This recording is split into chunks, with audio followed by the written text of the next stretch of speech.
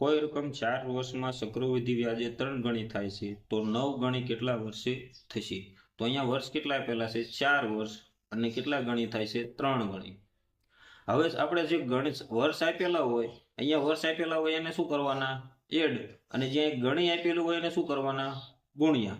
એટલે તમને આગળ એ રીતે મળતા જશે. તો અહીંયા આપણને 4 વર્ષ આપ્યા છે તો 4 માં 4 એડ કરીએ તો કેટલા થશે? 8. તો 8 વર્ષે આવ પછી આ સામેની સાઈડ તમારે શું કરવાનું? ગુણાકાર કરવાનો. કેટલા ગણી? 3 ગણી થાય છે તો 3 ગુણ્યા 3 કેટલા થશે? 9. એવી જ રીતે જો આગળ પૂછેલું હોત 3 ગણીની જગ્યાએ આપણને પૂછેલું હોત 27 ગણી કેટલા વર્ષે થશે, તો હજી એક સ્ટેપ આગળ કરે તો આમાં પાછા કેટલા એડ કરવાના થાય? 4.